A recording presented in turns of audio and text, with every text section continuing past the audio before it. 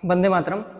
Micro economics में हमने इसके पहले जो उपभोक्ता देख लिए, इस समय हम उपभोक्ता व्यवहार सिद्धांत को देख रहे हैं। उपभोक्ता व्यवहार सिद्धांत में इसके पहले हमने चर्चा की थी थियरी ऑफ एट्रीब्यूट्स की, जो कैल्विन लैंकास्टर ने दिया था 1966 में। उसके अलावा आज हम चर्चा करेंगे उसके एक और एक्सटेंशन की तरफ कि अभी तक जो भी हमने थियरीज देखी हैं रिलेटेड टू कंज्यूमर बिहेवियर, उपभोक्ता व्यवहार के संबंध में, वो फिक्स थी। जैसे कि मान लीजिए उसका जो डिसीजन एनवायरनमेंट था, निर्णय लेने की जो क्षमता थी उपभोक्ता की, वो फिक्स था कि अगर हम उसके पास पैसा है तो खरीदेगा, या कोई भी चीज़ उपयोगिता है तो किस प्रकार से मेजरमेंट होती है, कोई भी चीज़ आप उसे क्रम दे सकते हैं। आप एक रोटी खाए तो इतना लाभ मिला, इतना खाए तो इतनी संतुष्टि मिली, और खाए तो इतनी संतुष्टि मिली। एक तरह से फिक्स है, इन्वायरमेंट यहाँ की फिक्स है। लेकिन कुछ और तरीके हो सकते हैं कि हो सकता है फिक्स ना हो। देखिए, डिसीजन की स्थिति तीन तरह से हो सकती है। कैसे? डिसीजन की स्थिति तीन तरीके से हो सकती है। एक होती है सर्टेन स्थिति, निश्चित स्थिति, कि जैसे ही कोई भी चीज होता है, जैसे मान लीजिए प्राइस गिरा तो तुरंत आपने, प्राइस जैसे ही गिरा आपने मांग बढ़ा दिया। कोई भी चीज अगर हो रही है, अगर नया फोन आया तो आपने ले लिया, जैसे हमने एक अधिकारात्मक बाजार में कल चर्चा की थी। तो सर्टेन होती है, निश्चित होती है। दूसरी होती है अनिश्चित, इसे अनसर्टेनिटी बोलते हैं, अनसर्टेन। और तीसरा होता है रिस्क। तीन प्रकार की डिसीजन इन्वायरमेंट होती है। देखिए, जो रिस्क है वो भी अनसर्टेनिटी में भी आता है, क्योंकि अगर मान लीजिए कोई भी आप निर्णय ले रहे हैं अनिश्चितता की स्थिति में, वो क्या है? वो रिस्क है। अनिश्चितता की स्थिति में अगर आप कोई निर्णय ले रहे हैं तो रिस्क है, इसीलिए हम उसको इसमें शामिल करते हैं। तीन तरह के डिसीजन इन्वायरमेंट होते हैं जिसके तहत उपभोक्ता अपने प्रेफरेंस को, अपने उपयोगिता को अधिकतम करना चाहता है। तीन तरह की स्थिति हो सकती है। और इसी चीज को देखते हुए अभी तक देखिए हमने जितना भी इन्वायरमेंट पढ़ा, जैसे कि मान लीजिए हमने थियरी ऑफ एट्रीब्यूट्स पढ़ा, सबसे पहले हमने ऑर्डरिंग मार्शल को पढ़ा, फिर हिक्स को पढ़ा, फिर relative preference theory B S Samuelson को पढ़ा, फिर थियरी ऑफ एट्रीब्यूट्स पढ़ा। तो इन सब में क्या था? एक निश्चित स्थिति थी। वैगनार थी, जो हमने बताया ना कि कई प्रकार के मॉडल आते हैं, तो किस प्रकार से उपभोक्ता अपनी पसंदगी को व्यक्त करता है। नई कार आएगी तो उसको ज्यादा प्रेफरेंस करेगा, हमने कल इसकी चर्चा की थी। तो क्या था? निश्चित मात्रा थी कि पूरा उपलब्ध है, इस तरीके से चीजें होती हैं। ये कह रहा है कि इस तरीके से चीजें होती हैं, लेकिन वास्तव में होती हैं या नहीं होती हैं, हो सकती है या नहीं हो सकती, ये अनसर्टेनिटी की स्थिति को व्यक्त करता है। और तो हमने सर्टेन की बात की है, 4-5 हमने सिद्धांत पढ़ा है जो सर्टेन की स्थिति में आती है। अब हम मूव करेंगे, यहां से निकलेंगे अनसर्टेनिटी की तरफ।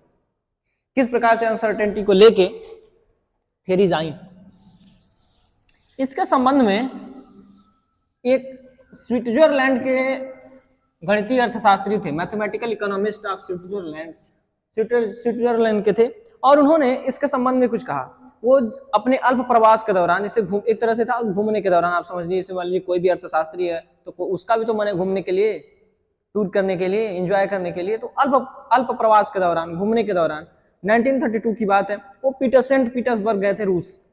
और रसिया में उन्होंने एक चीज देखी कि अगर कोई उपभोक्ता है, उपभोक्ता मतलब खरीदने वाला, हर एक आदमी उपभोक्ता है ना, हर कोई ना कोई कंज्यूम करता है, कुछ ना कुछ लेता है, ग्रहण करता है, उसी को हम उपभोग कहते हैं। तो कोई भी उपभोक्ता या व्यक्ति क्या कर रहा है कि अगर सट्टा लगा रहा है, सट्टा मतलब रिस्क, देखिए सट्टा मतलब रिस्क, अनसर्टेनिटी आ गई, क्योंकि सट्टा में आप जीत भी सकते हैं तो नहीं भी जीत सकते हैं। अब तक तो हम कोई भी चीज ले रहे थे, कुछ भी खरीद रहे थे, तो आप निश्चित थी कि आप खाएंगे ही, मूल्य अगर कम हुई तो आपने उसको खरीदा। लेकिन जब सट्टा वगैरह की बात आएगी, आप वेट लगाते हैं, तो उसमें निश्चित नहीं होता कि आप लगाएंगे कि नहीं लगाएंगे, तो वहां पे प्रत्याशित की स्थिति आ गई, अनसर्टेनिटी की स्थिति आ गई। तो हम जैसे ही मूव करेंगे अनसर्टेनिटी की तरफ, तो हम इस सिद्धांत को देखते हैं सेंट पीटर्सबर्ग। निकोलस बर्नौली ने इस चीज को देखा, वो ये देखे कि अगर भी जहां भी जीतने, जैसे मान लीजिए सट्टा हो रहा है या गेम हो रहा है, तो वहां पे अगर 50, देखिए जिस जीतने के लिए अगर मान लीजिए 50% उपलब्धता है और 50% हार की उपलब्धता है, चांस 50% जीत की है, विनिंग की, और लॉस की या फेलियर की स्थिति 50% है, जिसे हम फेयर गेम्स बोलते हैं, एफ गेम। तो इसमें इस स्थिति में भी 50% जीतने की संभावना है, 50% हारने की संभावना। इस स्थिति में भी उपभोक्ता या व्यक्ति सट्टा नहीं लगा रहा है, ये सारी चीजें उन्होंने देखा। तो उन्होंने देखा आखिर क्यों ऐसा है,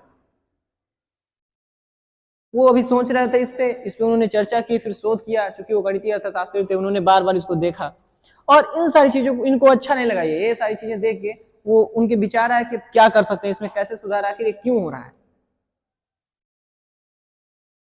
तो फिर ये सारी चीजें इन्होंने किसने देखा, निकोलस बर्नौली ने। निकोलस बर्नौली जब आए तो अभी इस सब के बारे में सोच रहे थे।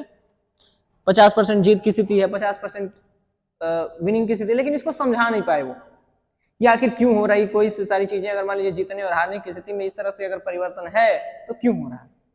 वो इन सारी चीजों को तो जानते थे, लेकिन अपनी आंखों देखा हाल था। तो उन्होंने देखा, तो उन्होंने अपने बेटे को बताया। आप इसको कनेक्ट करिएगा, जब वो देख के आए तो इसको समझा नहीं पाए, ये बढ़िया से इसको समझा नहीं पाए। तो इन्होंने क्या किया, अपने बेटे को बताया इन सारी चीजों को। तो इनके बेटे, जिनका नाम था डेनियल बर्नौली, क्या नाम था, डेनियल बर्नौली। डेनियल बर्नौली इसको एक्सप्लेन करते हैं, इस पे शोध करते हैं, काम करते हैं, और उन्होंने इसके कारण को बताया। क्या बताया, उन्होंने कहा कि जो लोग हैं या कोई भी व्यक्ति अगर सट्टा लगा रहा है तो क्या करना चाहता है, वो दो चीज करना है। उसका कारण, अगर सट्टा लगा रहा है और अगर जहां पे जीतने और हारने की संभावना 50-50% है, फिर भी अगर वो सट्टा नहीं लगा रहा है, कौन, एक देखिए, इन्होंने भी कोई भी अब तक जितनी भी थ्योरीज आ रही हैं सब यहाँ पे उपभोक्ता एक विवेकपूर्ण है, रेशनल कंज्यूमर है। तो उपभोक्ता एक विवेकपूर्ण है, तो एक विवेकपूर्ण उपभोक्ता या विवेकपूर्ण व्यक्ति, एक बुद्धिमान व्यक्ति वहां पे सट्टा नहीं लगाता है जहां 50% जीत और हार की संभावना होती है। क्यों नहीं लगाता है, उसके बारे में डेनियल बर्नौली क्या करते हैं, विस्तार करते हैं, एक्सप्लेन करते हैं। डेनियल बर्नौली क्या करते हैं, देखिए, डेनियल बर्नौली, ठीक है, डेनियल बर्नौली दो कारण बताते हैं। सबसे पहला ये कहते हैं कि जो व्यक्ति है, जो उपभोक्ता है, जो वेट लगा रहा है, वो क्या करना चाहता है, वो अपनी उपयोगिता को अधिक करना चाहता है। क्या करना चाहता है, वो अपनी कुल उपयोगिता को बढ़ाना चाहता है। वो अपनी आय को नहीं बढ़ाना चाहता। देखिए, वो केवल अपनी आय को नहीं बढ़ाना चाहता कि जैसे मान लीजिए जीत गया तो 50, जैसे मान लीजिए आपके पास 100 रुपया है और आप जीतने पे क्या हो रहा है, जीतने पे आप 110 रुपये हो जा रहा है और हारने पे 90 रुपया हो जा रहा है। तो जीतने पे तो बढ़ रहा है, हारने पे कम हो रहा है, लेकिन फिर भी 50% विनिंग कैपेसिटी है, चीजें हैं, लेकिन वो लगा नहीं रहा है। ऐसा क्यों, आखिर ऐसा क्यों। तो इन्होंने कहा कि कुल उपयोगिता को अधिकतम करना चाहता है। जो पैसे से जो संतुष्टि मिलेगी, उस पैसे से जो खुशी मिलेगी, वो उसको अधिक करना चाहता है, ना कि पैसे को, ना कि आय को। बस इन्होंने बस यही कहा, यही कारण बताया। और दूसरा कारण ये बताया कि जो पैसे की उपयोगिता है, अर्थात जो मुद्रा की उपयोगिता है, मुद्रा की जो उपयोगिता होती है, वो जब मुद्रा बढ़ती है तो उसकी उपयोगिता कम बढ़ती है। देखिए, जैसे मान लीजिए आपके पास 100 रुपया है, 110 रुपया हो गया, तो उसकी वैल्यू उतना बढ़ती है लेकिन कम बढ़ी। आपके महत्व है लेकिन उतना नहीं बढ़ा। लेकिन अगर मुद्रा वही 100 से 90 रुपया हो जाए तो उसकी उपयोगिता बढ़ने की तुलना में ज्यादा घटती है, घटने की तुलना में ज्यादा बढ़ती है। इसका मतलब ये है कि अगर आपके पास 100 रुपया है और जीतने पे आपको 110 रुपया मिल रहा है, तो वो आपको खुशी मिलेगी, आपको उपयोगिता मिलेगी, लेकिन थोड़ी मिलेगी। लेकिन अगर आप वही 100 रुपया अगर 90 रुपया हो जा रहा है तो उसकी महत्व आपके नजर में बहुत ज्यादा बढ़ जाएगा उस 110 रुपए की तुलना में। बस यही कह रहे थे, आप इसे क्लियर कंसेप्ट को समझें, और जो हमने कहा एक बार और सुने और समझें इसको। और दो तरीके से इन्होंने कहा, एक सबसे पहले दो कारण बताइए, एक ये और ये की, बस यही, और कुछ नहीं। और इन्होंने दो नियम बताए और दो सिद्धांत दिए कि कुल अपने व्यक्ति अपनी आय को केवल अधिकतम नहीं करना चाहता, वो क्या करना चाहता है, कुल उपयोगिता को अधिकतम करना चाहता है। दूसरा, मुद्रा की उपयोगिता क्या होती है, बढ़ने की तुलना में, अर्थात जब मुद्रा की बढ़ता है आपके पास तो उसकी उपयोगिता बढ़ती है, लेकिन उसकी उपयोगिता घटती है। लेकिन अगर मुद्रा कम हो जाता है, देखिए मुद्रा आपके पास 100 रुपया है और आपके पास बढ़ के 10 रुपया और हो गया, तो क्या हो गया, 110 रुपया। तो उपयोगिता तो बढ़ी, संतुष्टि तो बढ़ी, संतुष्टि जो है, संतुष्टि घट रही है, वैल्यू इसकी घट रही है।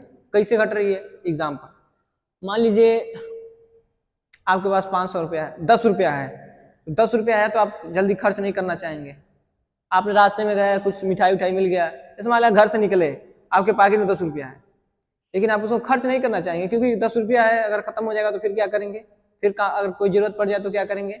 लेकिन इसीलिए देखिए इसकी महत्व तो क्या है, बहुत ज्यादा है कि हम खर्च नहीं करेंगे। लेकिन अगर मान लीजिए आपके पास 500 रुपया है, स्कूल से आ रहे हैं, रास्ते में कुछ मिठाई उठाई की दुकान मिल गया, स्कूल से आ रहे हैं कुछ मिल गया रास्ते में, आपको फिक्र नहीं, आप खरीद लेंगे, भैया 100 रुपया किलो मिले, मतलब 300 रुपये मिलेगा तो भी ले लेंगे। क्यों ले लेंगे, क्योंकि हमारे आगे की चिंता नहीं है, क्योंकि हमारे पास पैसा ज्यादा है। तो महत्व तो क्या हो रहा है, 10 रुपया का ज्यादा था, लेकिन 10 रुपया का महत्व ज्यादा था, लेकिन जब सबसे ज्यादा महत्व जब 500 रुपया हो गया तो उसका महत्व क्या हो गया, कम हो गया। तो इसीलिए जब 100 से 110 रुपया हो जा रहा है तो इसका महत्व क्या है, घट रही है, घट रही, इसका महत्व क्या है, घट रही है। लेकिन अगर यही 100 से 90 हो जा रहा है तो इसका महत्व घटने की तुलना में, ध्यान दीजिएगा, केवल बढ़ता नहीं है, घटने की तुलना में अधिक अधिक बढ़ता है। जैसे एक बार अगर ये घटा तो ये 2 बार बढ़ गई। बस यही कहना चाहते हैं ये कौन, डेनियल बर्नौली। किसके बच्चे हैं, निकोलस बर्नौली। ये बताते हैं और इन्होंने यही सिद्धांत दिया कि भैया यही कारण है जिसके कारण जो लोग हैं वो सट्टा नहीं लगाते, इसके कारण सट्टा नहीं लगाते हैं। 2 चीज बताया इन्होंने और इन्होंने एक्सप्लेन किया फिगर के माध्यम से। कैसे, देखिए एक फिगर ये है कि जैसे जैसे देखिए ये उपयोगिता है, कुल उपयोगिता, इसको हम टीयू बोलते हैं। और फिर देखिए इनके पास कितना है, 100 रुपया है, 100 रुपया है, ठीक है, 100 रुपया है। अब ये मान लीजिए घट के कितना हो जा रहा है, 90 हो जा रहा है हारने पे, और जितने पे 110 हो जा रहा है, ठीक है। ये क्या हो रहा है, घटता है। और ये देखिए अब यूटिलिटी को हम देखिए यहाँ पे हम आय को दिखाएंगे और यहाँ पे हम उपयोगिता को दिखाएंगे, ठीक है। उपयोगिता मतलब जिसे हम यू से दिखाते हैं और आय को हम वाई से दिखाते हैं या आई से दिखाते हैं। तो यू यहाँ पे U3 हो गया, यहाँ पे U2 हो गया और Y1 हो गया। तो आप देख रहे हैं ना कि जैसे जैसे आदमी के पास से 100 रुपये से 90 रुपये हो रहा है, इसकी उपयोगिता कितनी ज्यादा कम हो रही है, देख रहे हैं। मतलब इसकी उपयोगिता जो है यहाँ से 100 रुपया था, लेकिन जैसे ही 90 हुआ इसकी उपयोगिता घट गई, बहुत ज्यादा घट गई। इसकी उपयोगिता घट गई मतलब इसकी महत्ता बढ़ गई। यूटिलिटी है, जैसे 100 रुपये से 90 रुपया हुआ, इसकी महत्ता क्या हुई, बहुत ज्यादा बढ़ी है, बहुत, इसकी संतुष्टि में बहुत ज्यादा हानि हुई है। लेकिन अगर जैसे ही पैसा बढ़ रहा है, 110 हुआ है, इसकी संतुष्टि में उतना ज्यादा असर नहीं पड़ा है। अगर 100 रुपये से 110 रुपया हो गया उसका कोई मतलब नहीं, लेकिन 100 रुपये से अगर 90 रुपया हो गया तो कितना ज्यादा यूटिलिटी घट रही है, देख रहे हैं, इतना ज्यादा यूटिलिटी घट रही है। और बढ़ रही है कितना, अगर 110 हो जा रहा है तो इतना हो जा रहा है। यही कारण बताया डेनियल बर्नौली ने कि यही कारण है जिसके कारण उपभोक्ता एक विवेकपूर्ण उपभोक्ता सट्टा नहीं लगाएगा, बाजी नहीं लगाएगा, गेम नहीं करेगा, उसमें गेम नहीं खेलेगा। और एक और सिद्धांत दिया इन्होंने, एक और फिगर बताया और उसमें मुद्रा के बारे में बताया। देखिए हमने इसके पहले अगर आप चर्चा करेंगे, अगर आप देखेंगे क्रम वाइज, तो जो मार्शल ने कहा था कि उपयोगिता कैसी है, मुद्रा जो है, मुद्रा मापक, मुद्रा की मूल्य स्थिर है। लेकिन जब हिक्स है उन्होंने कहा देखिए ऐसा नहीं है, मुद्रा की जो वैल्यू है, जो महत्व है, जो मूल्य है, वो अन्य वस्तुओं के समान ही गिरती हुई होती है। ऐसे ऋणात्मक ढाल, जैसे प्रकार अन्य वस्तुओं की मांग, पैसा बढ़ने से, मान लीजिए आपके पास पैसा बढ़ा तो आप उसकी मांग बढ़ाएंगे। जैसे मान लीजिए इसकी कीमत अगर घटा, देखिए अगर मान लीजिए इसकी कीमत घटी, यहाँ पे प्राइस है और यहाँ पे वस्तु की मात्रा है, तो जैसे ही प्राइस घटा आपने बढ़ा दिया उसकी मांग, और प्राइस घटा आपने और बढ़ा दिया। तो इसी प्रकार इन्होंने बताया है। डेनियल बर्नौली बस यही कहते हैं, देखिए डेनियल बर्नौली यही कहते हैं कि जो मुद्रा की उपयोगिता होती है, देखिए कहते हैं कि जो मुद्रा की सीमांत उपयोगिता होती है, मार्जिनल यूटिलिटी ऑफ यम, ठीक है, वो क्या होती है, गिरती हुई ढाल की होती है। कि जैसे जैसे देखिए ये है और ये है, 110, 100 रुपया है, 90 रुपया है और 110 रुपया है। आई होप आप लोगों को समझ में आ रहा होगा। इस प्रकार से उन्होंने समझाया। देखिए जैसे ही मुद्रा घट रही है, इसकी उपयोगिता क्या है, यहाँ पे हम आई लेंगे और यहाँ पे हम यूटिलिटी या उपयोगिता लेंगे, ठीक है। ये हम मान लेते हैं वाई एक्सिस, यहाँ हम मान लेते हैं एक्स एक्सिस, ठीक है। तो इसकी उपयोगिता क्या है, देखिए कितना ज्यादा है, देखिए उपयोगिता इसको देखिए, U1 U2 एंड U3, इसकी उपयोगिता देखिए। जैसे ही 100 रुपये से 90 रुपये हो रहा है, 100 रुपये से 90 रुपये हो रहा है, इसकी उपयोगिता बहुत ज्यादा घट जा रही है। और जैसे ही 100 से बढ़ रहा है अमाउंट, इसकी उपयोगिता में क्या हो रही है, बहुत कम, बहुत ज्यादा, बहुत कम वृद्धि हो रही है। इस प्रकार से सारी चीजें उन्होंने समझाया कि जब हमारे पास पैसा कम रहता है तो इसकी उपयोगिता बहुत ज्यादा होती है, लेकिन जब पैसा बहुत ज्यादा हो जाता है तो उसकी उपयोगिता क्या हो जाती है, कम हो जाती है।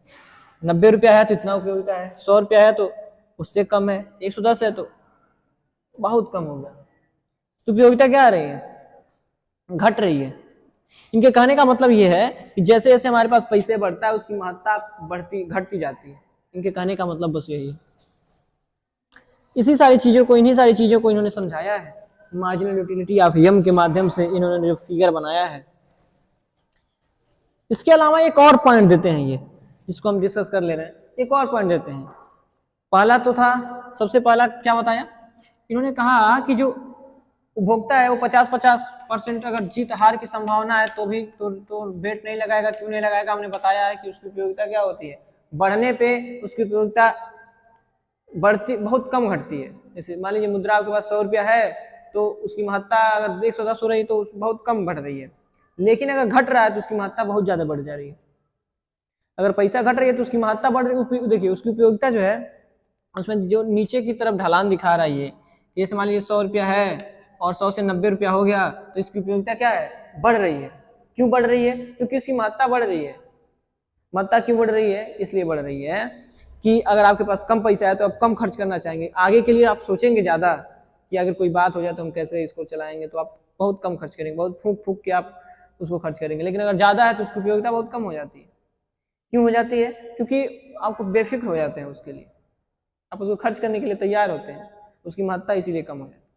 इसी चीज को इन्होंने समझाया। और एक चीज और दिया इन्होंने, देखिए इन्होंने दूसरा कहा कि जैसे जैसे अगर ऐसा भी है कि अगर 150 की अगर बात हो, 115, अर्थात जीतने की संभावना 100% हो, हारने की संभावना 1/2% हो, आधा हो, तो भी एक उपभोक्ता, एक बढ़िया उपभोक्ता इसमें वो अपना वेट नहीं लगाएगा, अपना शर्त नहीं लगाएगा, गेम नहीं खेलेगा। क्यों नहीं खेलेगा, क्योंकि एक उपभोक्ता ऐसा नहीं खेलेगा। इन्होंने ऐसा माना था, इन्होंने ऐसा देखा था, इन्होंने देखा था और इसी को इन्होंने रिप्लाई किया। और फिर बस वही कहा, इसलिए इन्होंने कहा कि जो मुद्रा की सीमांत उपयोगिता है, मुद्रा की सीमांत उपयोगिता क्या है, जब आपके पास, जब बस इन्होंने बस यही कहा कि जैसे मुद्रा की सीमांत उपयोगिता, जैसे मुद्रा के आपके पास मुद्रा बढ़ता है तो उसकी उपयोगिता बहुत कम बढ़ती है, लेकिन जब घटता है तो उसकी उपयोगिता बहुत ज्यादा घटती है बढ़ने की तुलना में। ठीक है, हमने आपके इसके पहले हमने आपको बताया कि जिस प्रकार से यहाँ पे है मार्जिनल यूटिलिटी ऑफ यम, और किस प्रकार से इन्होंने कहा था। इसके लिए इन्होंने इस फिगर का सहारा लिया था, ऐसे जो दूसरा वाला थ्योरी था, ये 90 था, ये 100 था और 120 था। और इन्होंने कहा, देखिए मान लीजिए आप यहाँ पे नाम दे दीजिए ABCDEF। देखिए ये वाला पोर्शन जो है, ये वाला पोर्शन ज्यादा है इसकी तुलना में। भले ही देखिए ये जीतने पे इनको क्या मिलेगा, 120 रुपया, 100%, मतलब 10 रुपया सट्टा लग रहा है ना, तो 100 से 120 हो जाएगा, 20 रुपया सट्टा, 10 रुपया का सट्टा है लेकिन जीतने पे 120 रुपया ले जाएगा। और हारने पे क्या होगा, केवल 90 रुपया होगा। लेकिन फिर भी क्या हो रहा है, ये सट्टा नहीं लगा रहा है। क्यों नहीं लगा रहा है, क्योंकि एक बुद्धिमान है। देखिए तो इसीलिए हम बोलते हैं कि जो इसकी उपयोगिता, यहाँ पे उपयोगिता है, यहाँ पे आय है, हमने बात बता दिया है, यहाँ पे वाई एक्सिस है, यहाँ पे एक्स एक्सिस है। तो ए बी और डी, देखिए ए बी है और ए बी के बाद डी सी है, A B D C is greater than B E F D. ठीक है, ये है बी ई एफ डी। इसीलिए तो इसकी उपयोगिता क्या है, भले ही 90 रुपया हो जाए लेकिन इसकी उपयोगिता ज्यादा है, लेकिन भले ही 120 रुपया हो जाए लेकिन इसकी उपयोगिता क्या है, 90 की तुलना में कम है। भले ही 100, लेकिन अगर घट रहा है तो इसकी उपयोगिता बहुत ज्यादा बढ़ जा रही है, खर्च नहीं करना चाहेगा, उसकी महत्ता बढ़ेगी, लेकिन 120 रुपया में क्या हो रही है, बहुत ज्यादा घट जा रही है। बस इसी चीज को हम बस उपयोगिता को नापते हैं, इसी तरह से उपयोगिता को दिखाते हैं। इसके अलावा देखिए अब आगे वाले, इसके आगे अगले एपिसोड में हम चर्चा करेंगे कि इसको मापा कैसे जाए, जो प्रत्याशित उपयोगिता है उसको मापा कैसे जाए। आज के लिए बस इतना ही, कल हम प्रत्याशित उपयोगिता को मापने की बात करेंगे, जिसमें हम जिसे अगर आपको समझ में आ रही है तो आप इसे, अगर नहीं समझ में आ रही तो फिर एक बार और देखें इसको। वैसे हम आई होप आपको हम शुरू से लेके कनेक्ट करते चले आ रहे हैं, तो आप लोगों को जरूर समझ में आया होगा। आज के लिए बस इतना ही, धन्यवाद।